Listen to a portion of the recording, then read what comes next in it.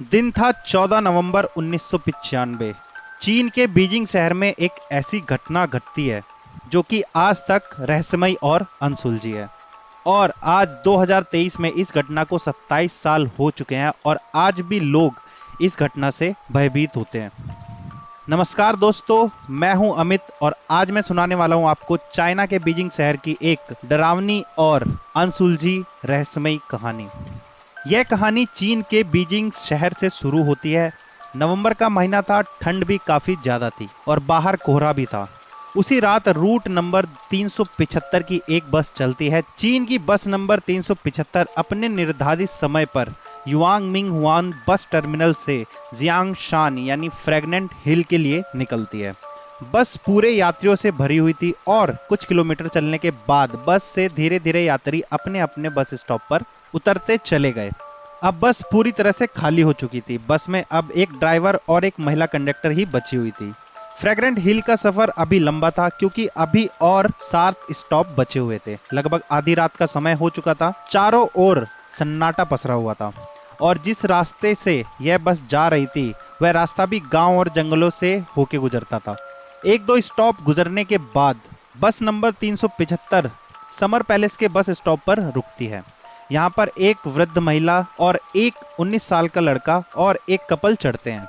Young couple driver के पीछे वाली सीट पर जाकर बैठ जाते हैं और लड़का साइड वाली सीट पर जो बस के गेट के पास होती है वहां पर जाकर बैठ जाता है और वृद्ध महिला उस लड़के के ठीक पीछे वाली सीट पर बैठती है। अब बस में कुल 6 लोग थे, 4 यात्री और 2 बस कर्मचारी। बस दोबारा अपनी मंजिल की ओर चल पड़ती है और बस के अंदर का माहौल बिल्कुल शांत हो जाता है। बस जिस रास्ते से होकर जाती है उस रास्ते पर कहीं भी कोई इंसान नजर नहीं आ रहा था क्योंकि बाहर बहुत ही घना कोहरा था और बहुत ज्यादा ठंड पड़ रही थी और रात का समय था, तो ऐसे में लोग घर से कम ही बाहर निकलते हैं। लगभग 4 स्टॉप गुजरने के बाद बस के ड्राइवर को 2 लोग सड़क के किनारे खड़े नजर आते हैं। यह देख पहले तो ड्राइवर ने सोचा कि बस को नहीं रोकूंगा क्योंकि वो लोग जहां खड़े थे वहां कोई बस स्टैंड नहीं था।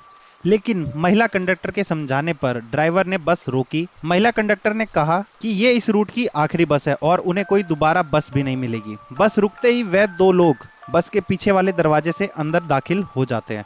मगर तभी हैरान कर देने वाली बात यह हुई कि बस में सफर कर रहे यात्री और बस कर्मचारी के होश उड़ गए। उन्होंने देखा कि बस में 2 नहीं बल्कि 3 लोग दाखिल हुए थे।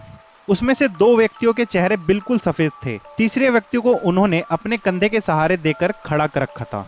तीसरे व्यक्ति का सर नीचे की ओर था, बाल बिखरे हुए और उसका चेहरा बिल्कुल ढका हुआ था। तीनों लोगों ने चीन के प्राचीन काल के कपड़े पहने हुए थे। यह तीनों पैसेंजर बस के सबसे पीछे वाले सीट पर जाकर बैठ गए। उन तीनों व्यक्तियों को देखकर बस में जो पैसेंजर थे उन्होंने बोलना चालू कर दिया कि यार किनको बिठा लिया, कौन है ये, बिल्कुल अजीब से लग रहे हैं। जिनकी बातें सुनकर महिला कंडक्टर ने लोगों को समझाया। उसने कहा कि हो सकता है ये लोग किसी नाटक कंपनी में काम करते हो और देर रात होने की वजह से घर जाने की जल्दी में अपने कपड़े उतारना भूल गए हो। महिला कंडक्टर की बात सुनकर पैसेंजर थोड़ा शांत हो गए और बस नंबर 375 आगे की ओर बढ़ी। अब बस में कुल 9 लोग सवार थे। बस में पहले से जो वृद्ध महिला सफर कर रही थी वह बार बार पीछे की ओर मुड़कर देख रही थी। जब अगला स्टॉप आया तो यंग कपल इसी स्टॉप पर उतर जाते हैं। बस नंबर 375 फिर से अपनी मंजिल की ओर बढ़ने लगती है। अब बस में कुल 7 लोग थे। अभी भी वह वृद्ध महिला बार बार मुड़कर पीछे उन तीनों लोगों को देख रही थी। वे लोग उसको कुछ अजीब से लग रहे थे मगर बस में मौजूद बाकी सारे लोग अपने आप में व्यस्त थे। महिला कंडक्टर ड्राइवर से बातचीत कर रही थी। वृद्ध महिला के आगे बैठा हुआ लड़का बाहर का नजारा देखने में मस्त था। करीब 2-3 किलोमीटर ऐसे ही आगे जाने के बाद वृद्ध महिला जोर से चिल्लाती है और अपने आगे बैठे हुए लड़के को एक तमाचा लगाकर कहती है कि कहाँ है मेरा पर्स। यह सुनकर महिला कंडक्टर वृद्ध महिला के पास आती है और कहती है कि आपका पर्स इसने नहीं चुराया, यह तो आपके आगे बैठा हुआ है। लड़के ने भी यही बात वृद्ध महिला को समझाई मगर वृद्ध महिला अपनी बातों पर अड़ी रही और लड़के को पुलिस के हवाले करने की बात करने लगी। ड्राइवर और महिला कंडक्टर ने वृद्ध महिला को बहुत समझाया मगर वह नहीं समझी और ड्राइवर को अगले स्टॉप पर बस रोकने के लिए कहा। बस रुकते ही वृद्ध महिला ने लड़के का कॉलर पकड़कर घसीटा और नीचे उतारा। बस वापस अपनी मंजिल की ओर निकल गई। अपने साथ हुई इस घटना से लड़का बहुत परेशान हो चुका था। लड़के ने वृद्ध महिला से बार बार यही बोला कि मैंने आपका पर्स नहीं चुराया आपके गलत इल्जाम की वजह से मेरी ये आखिरी बस भी छूट गई। अब मैं घर कैसे जाऊंगा और आप मुझे कौन से पुलिस स्टेशन लेकर जा रही हैं, क्योंकि यहाँ अगल बगल में तो कोई पुलिस स्टेशन है ही नहीं। तभी वृद्ध महिला एक लंबी गहरी सांस भरने के बाद लड़के से कहती है, मैंने तुम्हें पुलिस स्टेशन ले जाने के लिए बस से नहीं उतारा और ना ही तुमने मेरा पर्स चुराया है। यह इल्जाम मैंने तुम्हारी जान बचाने के लिए लगाया था। यह सुन लड़का चौंक कर बोला, आपने मेरी जान कैसे बचाई? वृद्ध महिला कहती है, याद है तुम्हें वह 3 व्यक्ति जो बस में आखिर में चढ़े थे? मैंने पूरे रास्ते उन पर नजर रखी। मुझे शुरू से वे लोग अजीब लग रहे थे। रास्तों के दौरान जब मैं उनकी ओर देख रही थी तो उनके कपड़े तेज हवाओं के कारण थोड़ी देर के लिए हवा में थे। यह देख मैं डर गई क्योंकि उनके पैर ही नहीं थे और मुझे अपनी आंखों पर विश्वास ही नहीं हुआ। ऐसा लगा जैसे मैंने कोई सपना देखा है। तभी तीसरे व्यक्ति का चेहरा मुझे दिखा। यह देख के समझ चुकी थी कि वे कोई इंसान नहीं है। मुझे जितना जल्दी हो सके उस बस से उतरना था और तुम्हारी भी जान बचानी थी, इसलिए मैंने अपने पर्स का झूठा इल्जाम तुम पे लगाया।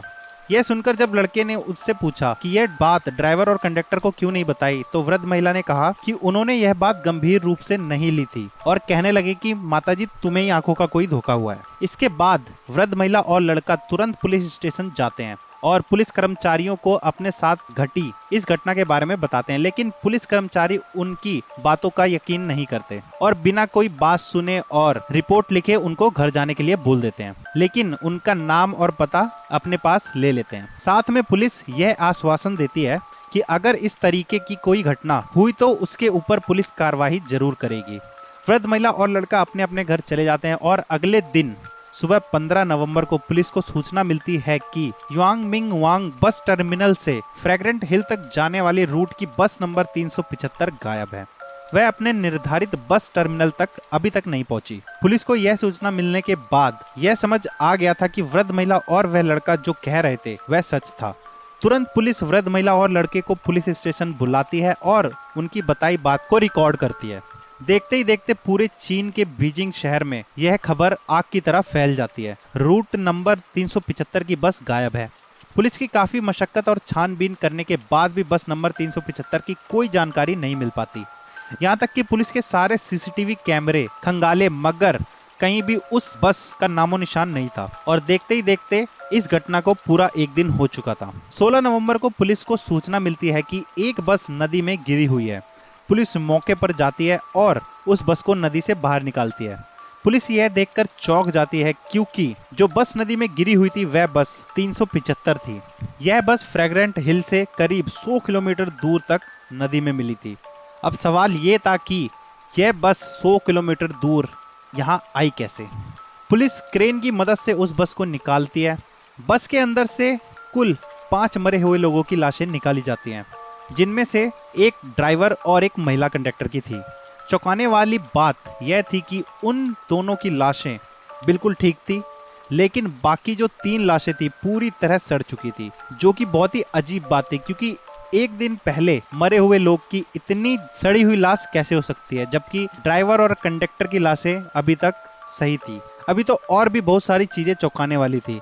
डिपो से संपर्क करने पर बताया गया कि बस में इतना फ्यूल था ही नहीं कि वह 100 किलोमीटर आगे तक जा सकती थी, क्योंकि जो बस का फ्यूल होता है वो गवर्नमेंट फ्यूल पंप से ही भरवाया जाता है और उतना ही ईंधन भरा जाता है जितना वो अपना रूट कवर कर सके। और जाहिर है कि ड्राइवर और कंडक्टर अपनी तरफ से तो फ्यूल भरवाएंगे नहीं। खैर, जब पुलिस वालों ने बस के फ्यूल टैंक को खोलकर देखा तो फ्यूल टैंक ताजे खून से भरा हुआ था। रूट में जितने भी सीसीटीवी लगे हुए थे उनमें से एक भी सीसीटीवी में वो बस कैद नहीं हुई थी। यह घटना 1995 की सबसे बड़ी घटना थी और इस घटना को ग्लोबल टाइम्स के अखबार ने अपने चैनल पर दिखाया था। बाल बाल बचे वृद्ध महिला और उस लड़के को लोग भाग्यशाली समझने लगे। लेकिन सवाल आज भी यही है कि आखिर कौन थे वो 3 लोग? क्या वो इंसान नहीं थे या क्या वो सचमुच भूत थे? आपको क्या लगता है? आप अपनी राय कमेंट पर दे सकते हैं। और अगर आपको ये कहानी अच्छी लगी हो तो वीडियो को लाइक जरूर कर देना और चैनल को सब्सक्राइब किए बिना मत जाना, क्योंकि और भी ऐसी ही रहस्यमयी और दिलचस्प कहानियां मैं आपके लिए लेकर आने वाला हूं। तो आज की वीडियो में बस इतना ही। स्वस्थ रहें और अपना ध्यान रखें। जय हिंद।